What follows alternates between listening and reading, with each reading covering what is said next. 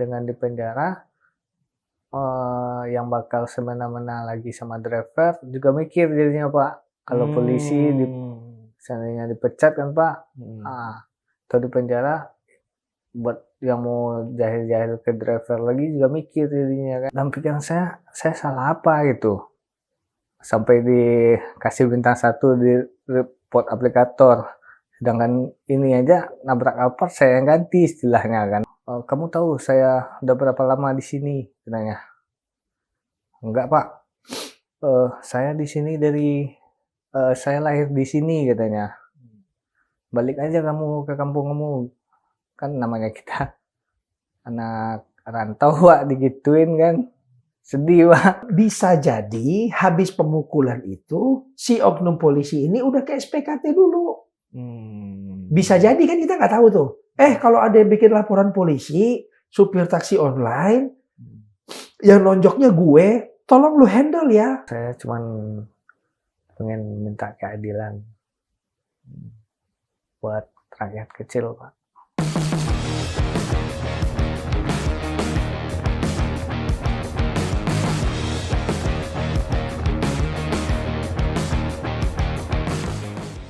Kembali lagi di Bias Kasus, podcast hukum Forum Keadilan TV bersama saya, Charlie Tobing. Sobat Forum, belakangan viral soal kasus pemukulan yang dilakukan oleh oknum polisi terhadap driver ojek online. Dalam kasus ini, bahkan sempat beredar kabar bahwa korbannya itu dipaksa damai. Nah, untuk mengetahui bagaimana ceritanya, di sini kita sudah kehadiran tamu, Bang Rizky. Beliau adalah korban dari pemukulan itu, dan Bang Roberto Sihotang. Iya, makasih. Bang, sehat ya Bang? Terima kasih sudah datang Bang. Ya. Bang, sebelum ke proses hukum ya Bang, aku Sobat Forum juga tentunya mau dengar ini dari Bang Rizky langsung. Gimana sih pemukulan itu terjadi, awalnya tuh seperti apa? Bisa dijelaskan Bang? Jadi awalnya Pak, itu saya mendapat orderan. Jemputnya dari daerah belakang Senayan City, tujuan ke halte bus Komdak. Nah, di putaran Semanggi itu kan macet Pak. Saya bertanya, maaf Pak, titiknya sudah benar ya? Abang bertanya ke customer. Yang Pak Kompol Bambang ini ya? Iya. Sudah katanya. Saya tanya lagi Pak, saya sambil bacain kan Pak yang tertera di aplikasi, di halte bus Komdak ya Pak. Sudah masuk aja ke dalam katanya. Karena saya berpikirnya orderannya estafet, takutnya saya masuk duluan orderan sebelum sampai kan Pak, sehingga orderan berikutnya terabaikan, performa saya turun gitu. Nah, saya minta lah edit rute ke customer, edit ke sesuai titik dia mau di mana turunnya gitu kan. Entah dia nggak ngerti atau gimana kan, dilihatinnya HP-nya kayak gini ke saya pas saya lagi nyetir. Nah, karena terpaksa saya meleng ke samping Pak. Nah, untuk melihat HP itu? Iya. Nabraklah mobil Alphard plat 1 angka. Plat 1 angka Pak? Iya.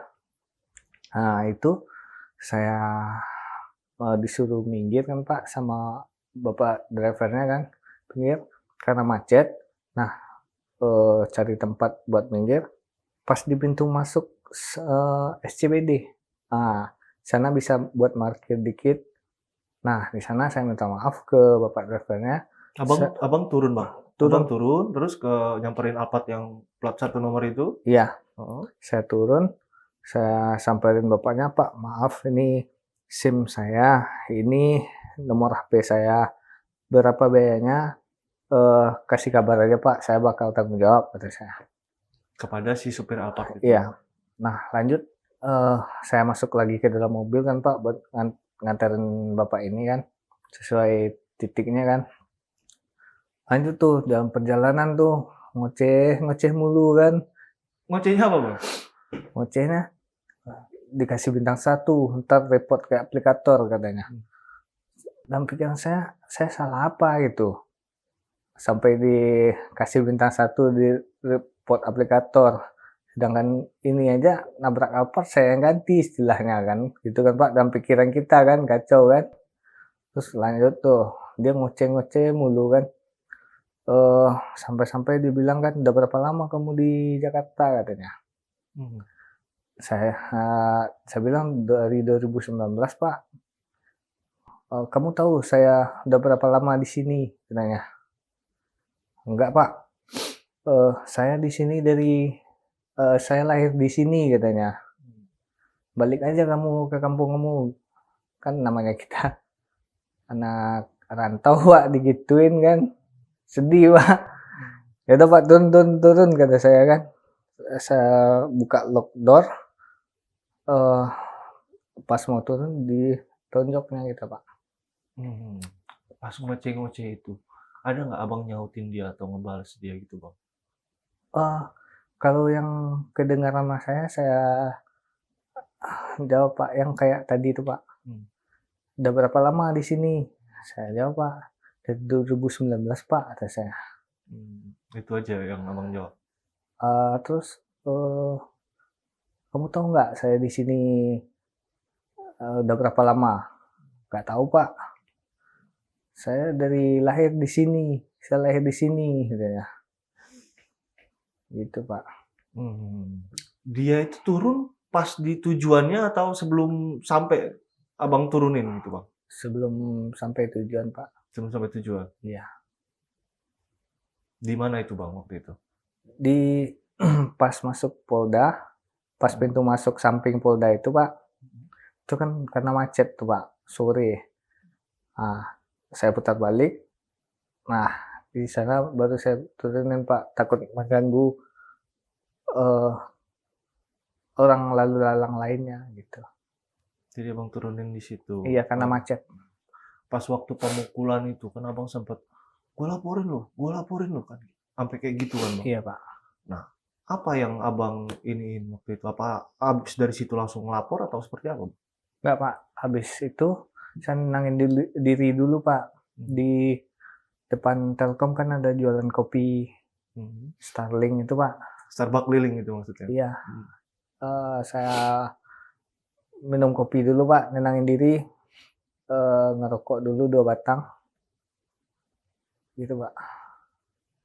Tenangin diri dulu. Yang nyebarin video yang kemudian viral itu abang, Bang Rizky? Enggak Pak. Bukan? Saya cuman kasih kabar ke istri, ke teman, terus kirim video itu nanya ke grup kan, ini saya habis ditonjok gitu.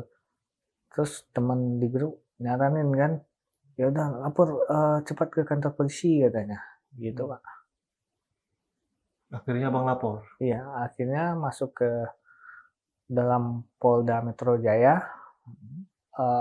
Di hari yang sama ya Bang? Iya, di hari yang sama ke pelayanan satu atap Pak. Pelayanan satu atap di SPKT, terus saya lapor di sana Pak. Waktu melapor itu bagaimana respon Polda Metro Jaya? Responnya ya saya dibawa ke satu ruangan Pak. Sambil saya liatin videonya. Mau ngapain Pak, katanya kan kalau di SPKT-nya Pak, mau ngapain? Mau lapor Pak. Kenapa Pak? Habis kena tonjok Pak, ini kata saya, ini videonya kata saya. Habis itu saya diarahin ke satu ruangan Pak. Satu ruangan tuh lebih kurang 4 orang kalau nggak salah Pak. 4 orang itu apa itu Pak? Polisi atau? Saya nggak tahu Pak, soalnya pakaian baju kemeja gitu kan. Saya didudukin di sana, terus ditanya lagi, kenapa Mas katanya. Saya habis ditonjok Pak, saya mau bikin laporan kata saya. Ini videonya kata saya. Terus saya nunggu di sana, makan dulu, minum. Habis itu ada 2 orang Pak, 2 orang nyamperin saya. Dibawanya keluar ruangan. Dibawa keluar ruangan, duduklah di teras, di kursi-kursi panjang kayak rumah sakit gitu Pak. Itu polisi yang nyamperin 2 orang itu, Bang? Nggak tahu Pak, dia pakai baju bebas. Heeh. Dibawa kita duduk ke kursi kayak rumah sakit itu Pak. Nah di sana lah Pak, satu di kiri, satu di kanan. Kenapa begitu, Bang? Kenapa satu di kiri, satu di kanan waktu itu? Kurang, Nggak Bapak suruh geser gitu maksudnya, "Saya di situ deh, Bang," gitu? saya di tengah pokoknya waktu itu Pak. Ngomong apa dia, Bang? Ah, bilangnya kan, udahlah Mas Rizky katanya, kalau tetap keras juga mau bikin laporan katanya, ntar bolak-baliknya capek ngabisin waktu katanya, bakal keganggu jadwal nariknya katanya. Udahlah, namanya aja lah, bilang aja berapa maunya katanya, berapa katanya. Terus langsung saya jawab kan, maaf Pak, saya bukan mencari itu, saya cuman mau bikin LP kata saya, mau bikin laporan. Terus sampai-sampai dia bilangin tuh nominalnya Pak, 5 juta katanya. Karena saya lagi pusing kan, ini saya juga sakit, ya udah terserah kata saya. Terus saya dibawa lagi masuk ke dalam ruangan Pak, ke dalam ruangan, bawa ke dalam ruangan di tengah perjalanan tuh kan, itu bos saya Mas katanya, cewek katanya. Terus masuklah ke dalam ruangan, ternyata ada Yang ibu-ibu, bosnya ini yang mana, Bang? cewek rambut panjang segini Pak. Oh, yang ngomong "Ini bos saya, Mas," itu yang 2 orang tadi? Iya, pas mau masuk itu kan, sebelum mau masuk, saya masuk, rupanya ada cewek lagi datang kan, rambut panjang segini. Terus dibilangnya 2 juta Pak. 2 juta? Iya. Jadinya 2 juta? Iya, Kenapa nggak kayak yang 5 juta pertama itu? nggak tahu saya. Untuk yang 3 orang ini, Abang tahu nama-namanya? Nggak tahu Pak. Nggak tahu ya. Katanya sempat di Polda Metro itu Abang ditungguin sama terduga pelaku ini, Bang. Sempat ketemu katanya, sempat ngelihat, enggak? Kurang Ketemu pas setelah surat pernyataan iya. dibuat. Oh, Dia, ketemu. Bang. Ketemu. Setelah bikin surat pernyataan itu, Iya, ketemu. Ceritain aja. Iya. Habis itu 2 juta kata ibu yang rambut panjang tadi, saya disuruh nulis di kertas kosong, surat pernyataan, sambil didikte sama ibu itu. Habis itu tanda tangan di atas materai, habis itu disuruh nunggu sama ibu itu. Tunggu dulu. yang surat pernyataan tadi, Mas, sebelum kita ke situ. Surat pernyataan tadi itu isinya apa aja? Apa soal damai aja atau ada juga di situ ditulis bahwa untuk menerima uang sekian gitu? Oh, nggak ada. Cuman surat pernyataan perdamaian gitu, Pak. Tapi didikte sama dia. Iya. Waktu itu ada nggak, Mas, kayak pengen, "Wah, Bu, saya nggak mau damai, Bu, saya protes," pas ketemu ibu itu? Kan dibilangnya sama ibu tadi, Pak, percuma katanya. Oh, percuma. Bolak-balik katanya. Bolak-balik Rizky bakalan repot katanya. Oh, ibu itu ngomong gitu juga. Ibu itu juga ngomong begitu. Yang 2 orang yang ngajak keluar tadi juga ngomong begitu, Pak. Bakal bolak-balik. Rizky ada nyampein, saya mau buat laporan Bu sebenarnya gitu. Iya, Ada. Oh. Bolak-balik ntar katanya. Gitu katanya. Oke. Terus 2 jutanya itu dikasih habis itu? Iya. Udah dipakai uangnya, Mas? Belum. Belum ya? Udah sama Dikasih ke kami, Bang. Dipegang sama ketua tim hukum kami, Mbak Mila. Ya, jadi mereka keluarganya menyerahkan ke kami uang itu. Gitu. Nah, kalau dari Abang sendiri ada nggak keinginan damai sebenarnya, Bang? Dari Abang itu? Kalau udah kayak gini, Pak, nggak ada lagi, Pak. Lanjut gas terus.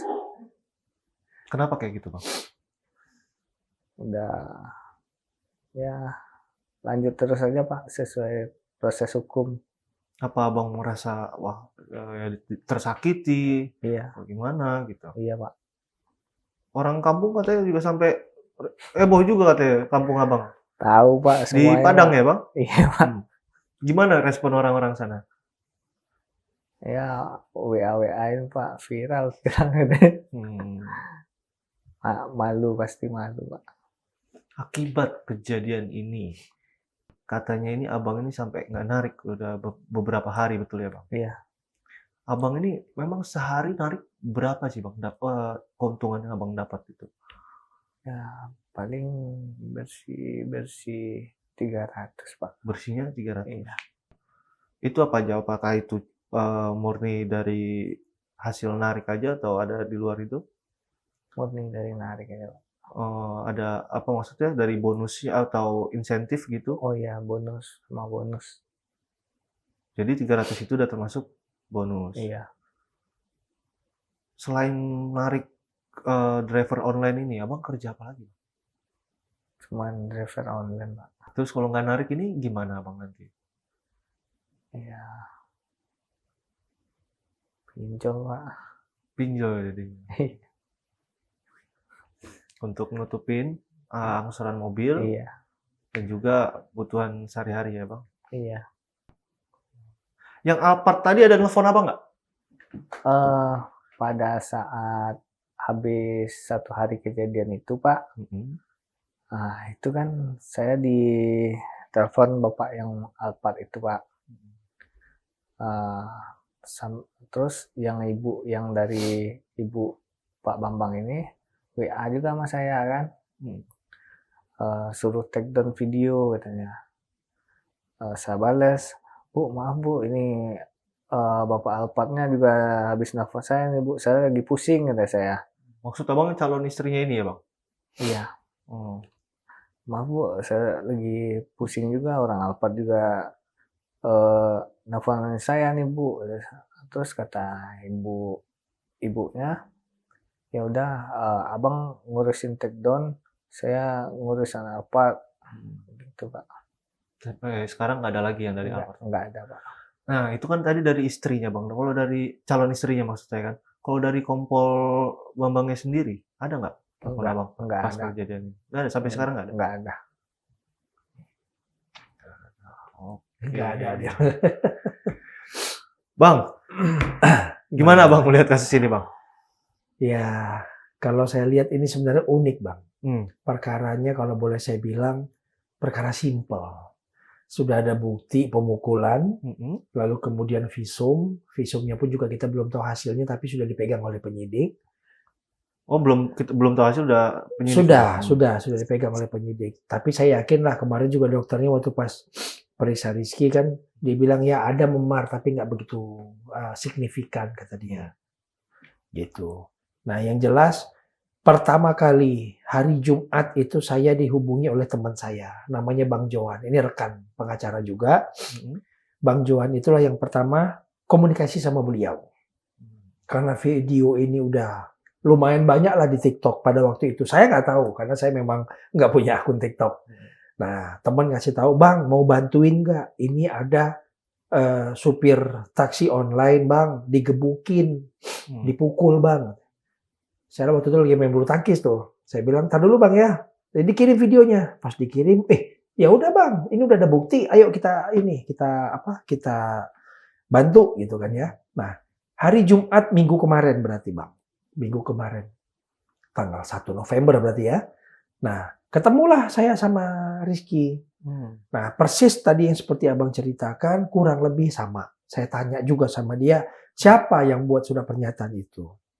Dia bilang, saya Pak. Kamu buat dengan secara sadar. Enggak Pak, saya didikte, kata dia.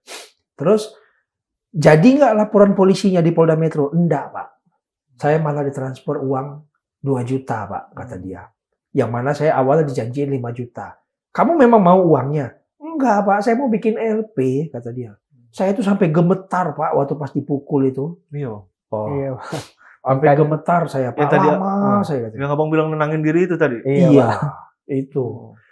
Terus saya lihat videonya pas dipukul, Allahu Akbar, kata dia gitu kan. Wah, berarti serius juga ini dipukulnya kan. Tapi sebentar Bang. Ya, Tadi Abang tahu nggak pas dia masuk gitu, ternyata dia ini polisi gitu Bang? Enggak tahu Pak. Kapan taunya dia ini polisi? Setelah viral itu Pak. Setelah viral? Iya. Oh, itu baru tahu. Iya. Apa di Polda itu pas bikin laporan nggak tahu juga? Nggak tahu iya juga. kan ketemu, Rizky kan ketemu Oh, waktu pas Cuman sudah. saya berpikirnya kan dia orang besar gitu Pak. Orang besar kayaknya nih kata saya kan. Gitu doang Pak. Tapi nggak ada kepikiran itu polisi. Nggak ada. Abang nggak ada keinginan pengen mukul pas waktu dipukul itu kan biasanya Balas gitu. balas, ya. iya. Nggak ada kepikiran Pak. Karena gemeter itu tadi kata Iya, Bang. Oke. Jadi gimana ini Bang? Seru.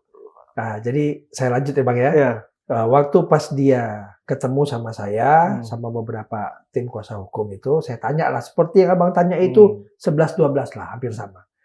Nah, saya fokusnya kepada yang dia ketemu orang di Polda Metro, di SPKT, tapi ternyata malah digiring Diarahkan, untuk berdamai, lalu kemudian digiring untuk membuat surat pernyataan.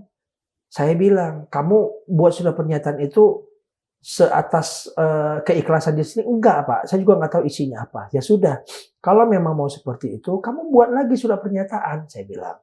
Yang inti surat pernyataannya adalah mencabut pernyataan sebelumnya. Nah, kenapa dasarnya? Saya merasa tertekan, Pak. Ya sudah, tulis itu aja. Sudah dibuat, Bang? Sudah dibuat. Sudah dibuat. Nah, surat pernyataan itu sudah nanti saya kasih ke Abang ya. Surat pernyataan itu yang dia intinya mencabut surat pernyataan yang sebelumnya dia buat. Nah, atas dasar itulah kami akhirnya bersepakat dengan tim membuat laporan di Polres Jakarta Selatan. Dengan pertimbangan, kemarin dia buat laporan di Polda Metro, modelnya udah seperti itu. Saya tidak menyalahkan Polda Metro Jaya ya, saya menyalahkan di sini adalah oknumnya. Kenapa? Karena saya selama buat LP di Polda Metro Jaya pun Bang, baik-baik aja. Nah, baru kali ini ada kejadian malah digiring untuk berdamai, tiba-tiba orang yang mukul si Rizky ini nongol. Setelah dibuatin surat pernyataan perdamaian yang didikte oleh perempuan yang rambut panjang itu, kata si Rizky, ditunggu sekitar berapa lama? 15 atau 20 menit. Nah, 15 sampai 20 menit, nongol lah yang mukul beserta perempuan itu. Iya. Iya. Jadi saya pikir, wih hebat juga ya, habis bikin langsung nongol orang ini kan. Mantap juga ini gitu kan. Oh ternyata barulah kami ketahui, ternyata itu adalah polisi Pak. Nah, dia ditransfer, yang mentransfer itu rekeningnya namanya adalah Ahmad Faisal Bang. Ahmad Faisal, bukan Kompol Bukan Bambang. Kompol Bambang. Nah, Ahmad Faisal itu, sorry agak flu sedikit nih Bapak Bang ya. Ahmad Faisal itu yang kami kira adalah yang mukul si Rizky.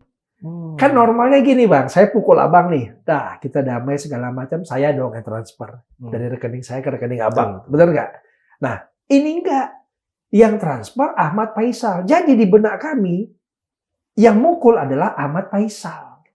Nah, ternyata setelah saya nggak seuzon, video ini memang viral, tapi kami tidak tahu kalau itu adalah polisi. Waktu kejadian itu memang banyak sudah tuh, udah 1 juta lebih di TikTok. Akun TikToknya siapa? Ucok Siregar ya. Nah, sekarang udah di take down juga itu video, udah nggak ada lagi. Nah, saya jam 6 sore tonton itu 400.000 yang melihat. Jam 10 saya ketemu sama beliau itu sudah 800.000. Jam setengah 12 kami ke SPKT Polres Metro Jakarta Selatan udah 1,1. Sekarang udah nggak ada lagi itu video. Nggak tahu dah tuh ada apa. Nah kami berpikir itu Ahmad Faisal.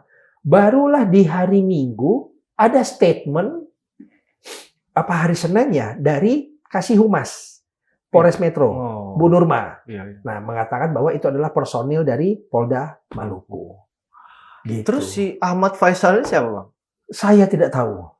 Sampai sekarang sekarang juga kita nggak tahu. Ini gitu. Kan di Polda aja tadi Abang bilang kan? Iya. Di Polda aja seperti itu gitu. Nah, Apa nggak pesimis Abang nanti di Polres ini bakal dapat intervensi atau Kalau sekarang yang saya lihat sih proses berjalannya bagus ya Bang ya, cepat. Hari Jumat kami buat laporan, hari Sabtu jadi jam 1 dini hari LP kami jadi. Terus kemudian bareng dengan penyidik piket ke Rumah Sakit Pertamina untuk visum. Lalu kemudian hari Senin kita dihubungi oleh penyidik untuk dilakukan pemeriksaan terhadap Rizky. Lumayan cepat itu Bang. Sabtu dini hari, Senin langsung diperiksa. Wah ini super duper cepat Bang. Ya kan? Nah beliau nggak bisa karena beliau sakit. Muntah-muntah juga. Gitu. Akhirnya kita undurlah di hari Rabu. Nah pemeriksaan pertama udah selesai, maraton. Dari Polda Maluku, Propam, juga datang untuk periksa Rizky. oh sempat datang? Sempat di Polres Jakarta Selatan. Bagaimana itu pemeriksaannya waktu itu Bang? Bisa diceritain Bang? Iya, malam pemeriksaannya, Pak. Iya, maksudnya apa aja sih yang ditanyain waktu itu sama polisi? Tentang kejadian itu, Pak, sama alurnya. Oh, Lebih kurang hampir sama lah kayak pemeriksaan di di Polres Jaksel. Polres ya. iya, Oh, sampai ke yang kirim uang itu juga iya ditanyain dijelasin. juga. Iya. Oke. Ah. Terus sekarang gimana Bang? Ya sekarang kami menyerahkan kepada pihak penyidik di Polres Jakarta Selatan supaya kasus ini terang benderang ya. Kami juga minta agar diperiksa orang-orang yang waktu di Polda Metro itu yang mengarahkan perdamaian itu. Nah kami kan nggak tahu mereka ini polisi atau bukan. Sehingga kami kan tidak ada membuat laporan pengaduan ke Propam terhadap Yang 3 atau orang 4 tadi. orang itu. Ya, 3 atau 4 orang itu yang menggiring si Rizky. Kami nggak tahu siapa mereka. Kan sebenarnya bisa diperiksa kan dari CCTV. Siapa, apakah mereka penyidik piket atau siapa, kami nggak tahu. Tapi is okay lah. Dalam hal ini kami apresiasi. Buat Kapolres Jakarta Selatan, ini sudah menjadi atensi yang cukup besar. Sehingga hari Jumat kami datang, Sabtu jam 1 pagi laporan polisi kami jadi, hari Rabu beliau sudah diperiksa. Ini lumayan cepat kalau menurut kami normalnya. Lalu kemudian hari Senin, setelah berarti 2 hari setelah laporan polisi itu kami buat, Polda Maluku dari Propam hubungi kami. Hubungi kami untuk bersedia diperiksa. Mereka yang datang dari Maluku. Makanya kami apresiasi juga itu Bang. Kapolda Maluku tuh Pak Edi Tambunan ya. Terus Pak Kabid Propam, ya kami apresiasi mereka gerak cepat. Hari Senin itu juga kami dengar berita yang bersangkutan dicopot jabatannya dari Kasubdit Gakum Ditlantas Polda Maluku. Iya. Tapi kalau kita begini Bang Mosta, ini kan kita tahu sebelum kasus Abang viral itu kan sebelumnya ada kasus Ibda Rudi Soik. Iya. Itu kan dia masang garis polisi, beliau dipecat gitu. Dipecat. Nah, ini kan terang-terangan mukul gitu, tertangkap kamera. Apa dari Abang sendiri atau Bang Rizky sendiri apa cukup dengan pemecatan ini? Enggak, Pak. Pencopotan maksudnya? Enggak, Pak. Seperti apa ininya, Bang Rizky? Apa harus diproses pidana kah? Atau ada sesuai hukum? Diproses sesuai hukum gitu. Iya. Itu keinginan Rizky sendiri Bang. Gitu. Saya juga udah sampaikan ke dia kalau seandainya memang ada terjadi proses perdamaian seperti apa. Saya sudah malu Pak, kata dia. Saya sudah malu, ini semua Indonesia sudah nonton saya Pak. Apalagi orang-orang di kampung beliau juga sudah mendukung. Udahlah Pak, terusin aja lah. Toh juga memang mereka tidak pernah ada berkomunikasi juga gitu kan ya. Jadi saya berpikir ya sudahlah, saya juga minta kepada Polres Jakarta Selatan agar perkara ini bisa dipercepat supaya kelihatan dan terang benderang di mana benang merahnya. Pelakunya apakah Ahmad Faisal atau si Kompol Bambang ini? Kan saya nggak tahu itu. Tadi Bang Rizky bilang Gitu. dari awal itu mereka kan Bang Rizky nunjukin video begitu ya Bang? Iya. Nah, habis nunjukin video langsung diarahkan. Langsung diarahkan ke suatu ruangan. Berarti yang dua orang ini udah tahu dong bahwa yang mukul ini polisi gitu maksud aku, Bang.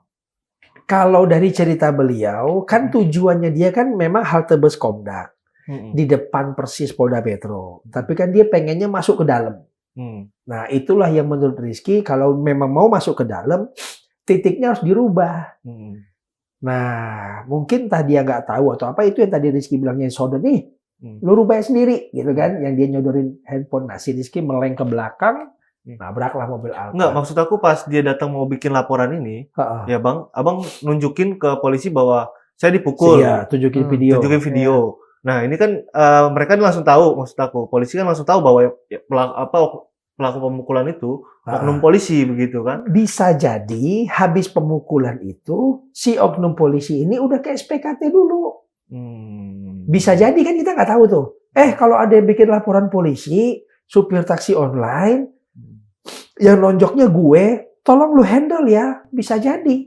Kan itu kan sesama polisi. Mungkin dia memperkenalkan diri juga, saya polisi.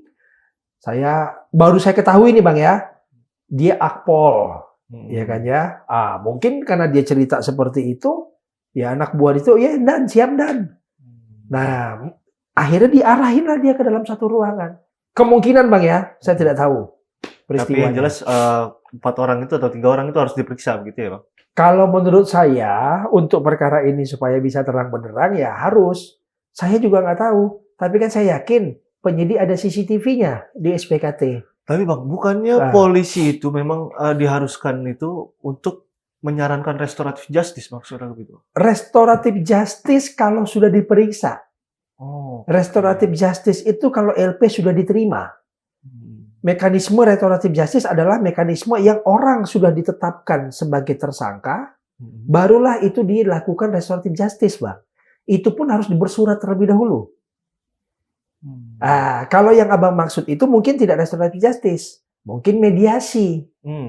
Ya kan, sebelum LP terjadi udah damai lah kalian. Itu juga dimungkinkan kalau dia menerima. Gitu. Yang Abang maksud itu mungkin bukan restoratif justice, mediasi lah sebelum LP ini jadi udah damai lah. Betul, tugas polisi juga punya kewajiban seperti itu. Ada untuk mendamaikan. Tapi yang mendamaikannya seperti apa dulu?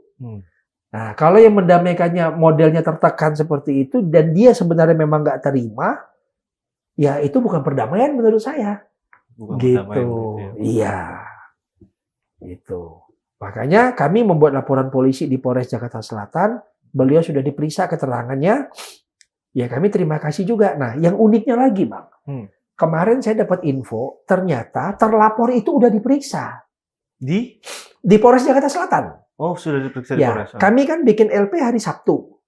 Nah, lalu kemudian ketua tim kami, Mbak Mila, dihubungin agar menghadirkan Rizky di hari Senin untuk diperiksa. Beliau nggak bisa karena beliau sakit. Yang muntah-muntah itu ada surat dokternya. Nah, diperiksalah mereka Rizky ini di hari Rabu. Nah, yang saya dengar dari pemberitaan itu dari Kasih Humas Polres Jakarta Selatan mengatakan bahwa terlapor si pelaku sudah diperiksa.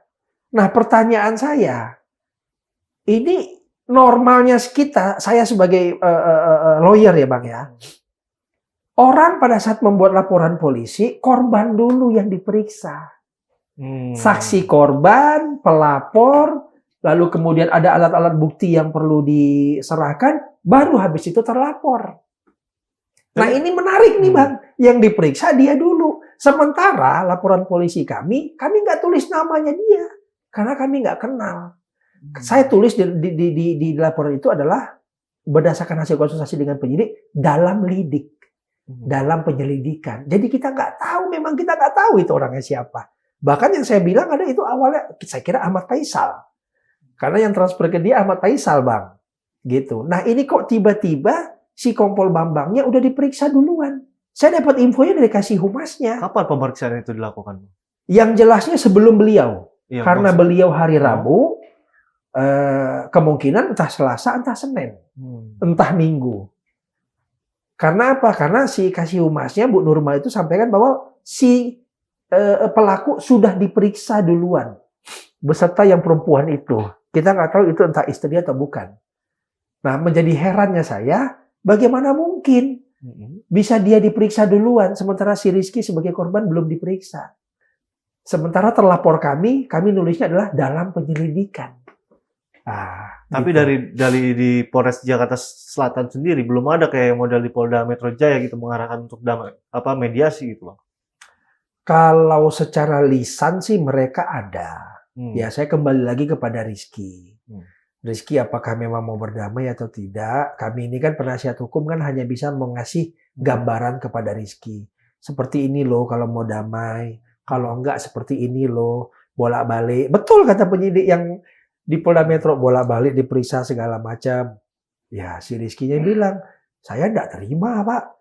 Saya sudah orang sekampung sudah tahu saya. Bahkan sampai tempat dia sekolah, tempat dia kuliah pun semua teman-teman mahasiswanya juga dukung dia. Udah lanjut aja, jangan mau damai, kata dia. Nah saya tergantung Rizky-nya juga Bang. Gitu. Emang yang dilaporin itu pasal berapa, Bang? Hanya satu pasal, 351. Ancaman hukuman maksimalnya, Bang? Kalau lihat dari hasil visum ini kan dia kan jatuhnya penganiayaan ringan. Ya kan ya. Ini paling 351 ayat 1 lah. Paling-paling enggak itu 9 bulan. Ya kalau dihukum mungkin 1 atau 2 bulan, Bang. Beda cerita kalau penganiayaan berat yang mengakibatkan cacat atau di ayat 3 yang mengakibatkan meninggal dunia. Itu kan ancamannya bisa 15 tahun ke atas kan gitu kan Bang ya. Nah kalau ini kan penganiayaan jatuhnya ringan. Tapi apapun itu, besar atau kecilnya hukumannya, ya dia harus menjalani proses itu dulu Bang. Itu maksud kami. Gitu. Jadi tetap lanjut terus ya Bang? Lanjut terus Pak. Begini dia. Mantap gitu. Nah Bang, aku mau tanya gini Bang. Kan ini dijanjiin 5 juta awalnya, terus yang dikasih 2 juta. Kalau misalkan dikasih waktu itu 5 juta, Bang tetap atau lanjut ini Bang? Tetap lanjut Pak. Tetap lanjut. Soalnya kita kan pengen bikin laporan sebenarnya Pak.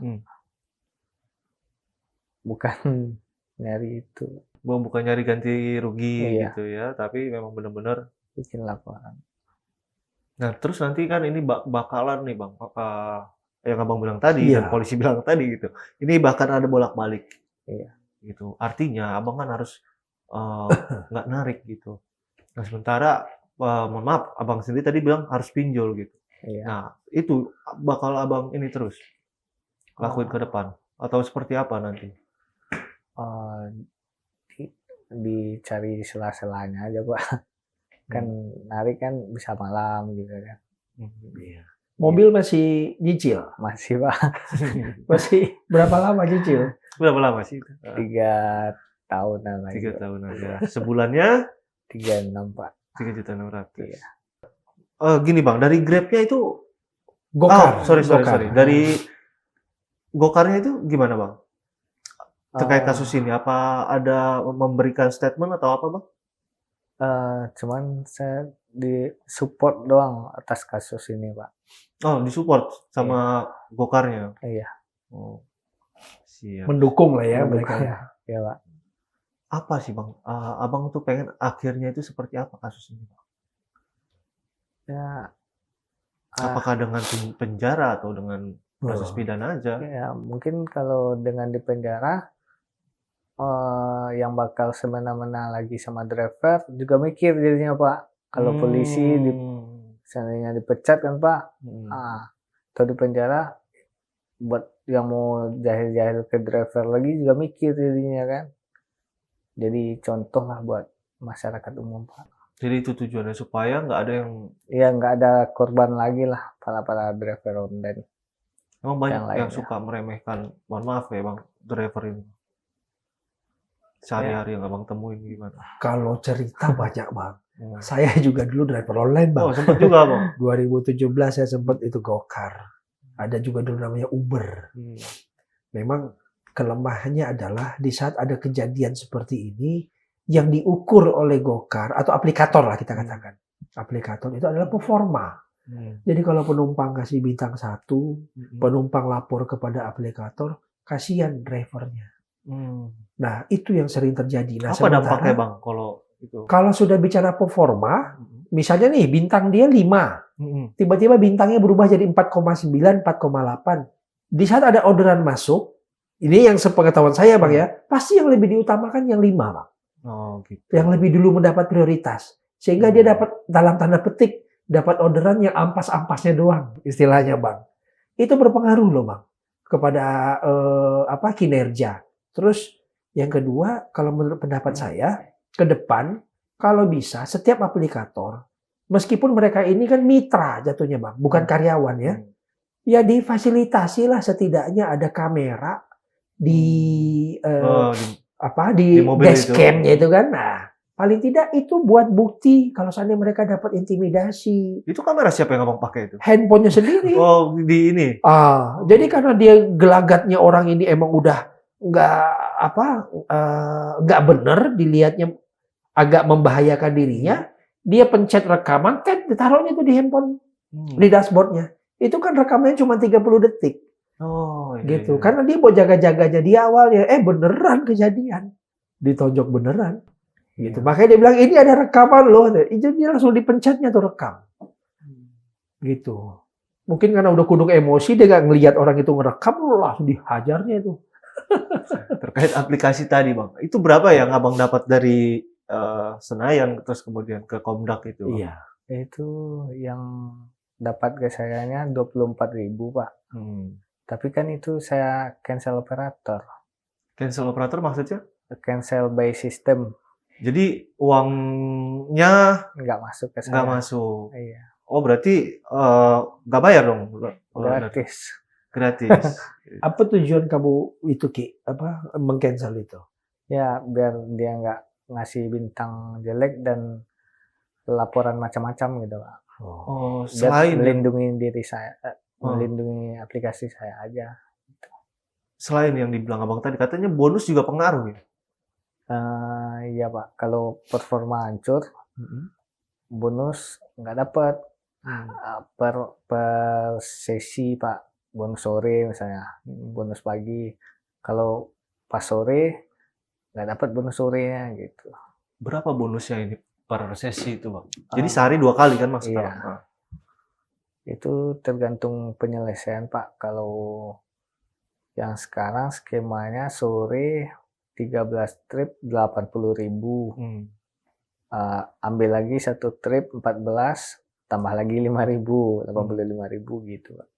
Nah pas hari kejadian itu abang dapat bonus nggak jadinya? Enggak Pak. Jadi angus lah bonus 160.000 itu. Angus Pak. Nah Bang, apalagi yang mau abang sampaikan terkait kasus ini, ceritain aja Bang. Silakan Bang. Ya saya cuman pengen minta keadilan buat rakyat kecil Pak. Keadilan untuk rakyat kecil ya Bang? Iya. Bang, ada yang ingin disampaikan Bang? Ya kalau saya sesuai dengan keinginan dari klien saja. Karena kami di sini kan mengawalnya Rizky pro bono, apapun yang diinginkan sama beliau itu yang ingin kami perjuangkan. Kalau dia bilang ingin keadilan agar perkara ini bisa tuntas, ya kami minta kepada Polres Jakarta Selatan agar perkara ini bisa dipercepat. Seperti apa kasus dipercepatnya itu kami serahkan juga kepada Polres Jakarta Selatan. Tentukan apakah sudah naik sidik, lalu kemudian siapa tersangkanya, atau mungkin tersangka ingin mengajukan RJ seperti abang bilang, restoratif justice, monggo. Ya itu nanti saya bisa kasih arahan kepada Rizky seperti apa. Tapi kalau saat ini dia gas terus, dia pengennya lanjut terus. Ya kami kan tidak bisa mensetel Rizky, harus mengarahkan Rizky seperti apa, nggak bisa juga kita Bang. Karena kan kuasa hukum ini kan ya memang punya kewajiban juga. Kalau ada upaya perdamaian yang baik dinilai oleh beliau, ya kenapa tidak gitu. Tapi sampai dengan titik itu terjadi, ya kami minta perkara ini agar segera dipercepat prosesnya. Itu aja Bang. Itu ya. Bang, aku kelewat tadi ini Bang. Iya. Abang kan pengen yang 4 orang ini diperiksa. Ada nggak? Maksudnya diperiksa kode etik begitu kan ya Bang? Ada nggak Abang untuk laporin ke Propam itu? Nah, ini kendala kami. Kalau kemarin dari Propam, Polda Maluku, itu kan dia melihat di hasil pemeriksaannya itu kan ada kelihatan kok CCTV-nya ada. diperlihatkan oleh penyidik dari Polda Maluku. Makanya kami terima kasih loh. Yang pas diperiksa di Polda Metro Jaya itu, Bang? Pas di Polda Metro. Oh. Pas Rizky-nya duduk seperti ini, tangannya seperti itu. Pelakunya lagi tanda tangan. Yang surat pernyataan sudah didikte. Dia tanda tangan di atas materai. Setelah dia tanda tangan di atas materai, di sebelahnya dia tanda tangan. Si Bambang itu. Rizky kan nggak tahu itu polisi apa enggak. Posisi begini. Nah, penyidik Propam Polda Maluku bisa dapat foto dan video itu. Pertanyaan saya dari Polda Metro, kenapa nggak bisa? Kami kan nggak mungkin bisa bikin laporan ke Propam. Kami nggak tahu identitasnya orang itu siapa. Yang dilaporin itu siapa? Iya, kan kami kan kalau normalnya mau melaporkan ke Propam kan harus tahu identitas, pangkat, NRP, sama dia ada di mana. Minimal 3 ini. Harus tahu itu, Bang. Dari kesatuan mana. Gitu. Karena kan apa? Nama bisa aja sama. Pangkat bisa aja sama. Kesatuan, ya minimal NRP-nya. Nah, apapun itu ya kami mintalah kepada Polda Metro, coba dimintai keterangan juga orang ini ke Polres Jakarta Selatan. Gitu. Kan yang beredar ini kan sudah terjadi perdamaian, surat pernyataan surat perjanjian perdamaian. Tidak pernah ada, Bang, perdamaian itu. Dengan dia sudah mencabut pernyataan perdamaian itu, maka perdamaian itu tidak pernah terjadi. Tapi nggak ada persoalan hukum dari surat pernyataan itu ya, Pak? Oh, tidak ada. Konsekuensi hukum ya maksudnya? Tidak ada. Nah, benar. Itu ada beberapa orang yang DM, katanya mau melaporkan. Klien kami Rizky, katanya pencemaran nama baik. Ini baru isu ya, Bang ya. Faktanya belum tahu kami. Katanya sudah berdamai, kenapa dicabut? Ini sudah pencemaran nama baik. Kami mau lapor. Saya bilang, silahkan. Saya tunggu laporannya. Kecuali nih, Bang. Kesepakatan perdamaian. Tanda tangan. Contoh, saya sama abang bermasalah, ribut. Kita buat perjanjian perdamaian. Tanda tangan kedua belah pihak. Kalau tiba-tiba secara sepihak saya cabut, iya betul. Abang boleh upaya hukum ke saya. Baik perdata maupun pidana. Tapi ini ternyata si Rizky tulisannya surat pernyataan perdamaian. Bukan surat kesepakatan. Bukan kesepakatan. Jadi dia yang menyatakan diri sendiri untuk berdamai. Dirinya sendiri yang menyatakan. Nah, konsekuensi hukumnya surat pernyataan itu mempunyai akibat hukum kalau diakui oleh yang membuat. Itu akan jadi bukti di pengadilan. Sah pembuktiannya. Tapi kalau sudah pernyataan yang sudah dibuat oleh kita, lalu kemudian kita sangkal sudah pernyataan itu, maka pernyataan itu dengan sendiri akan gugur secara hukum. Gitu. Nah, makanya atas dasar itulah Rizky mau melaporkan ke Polres Jakarta Selatan. Gitu. Kapan jadwal pemanggilan lagi ke Polres Jaksel, Bang? Kami belum tahu. Belum ada info soal itu. Gitu. Tapi abang terus berkomunikasi dengan Polres Jaksel? Masih, kami komunikasi, penyidiknya sama kanitnya, gitu. Kami masih komunikasi.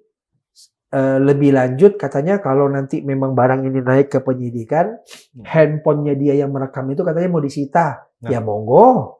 Nggak masalah, Bang. Ya, itu nanti kami diskusikan lagi lah, walaupun sebenarnya berat buat dia, Bang. Iya, kan nggak bisa Gitu. narik di situ. Nggak bisa narik dia. Ya itu nanti kami akan komunikasikan lah sama penyidik. Kami akan lihat lah gitu. Itu kan penyidik punya kewenangan kan, gitu. Bang Rizky, Bang, tetap semangat, Bang. Terima kasih sudah hadir di Forum Keadilan TV. Bang Berto juga ya, Bang. Ya, semangat makasih, Bang terus. Ali. Terima kasih, Bang.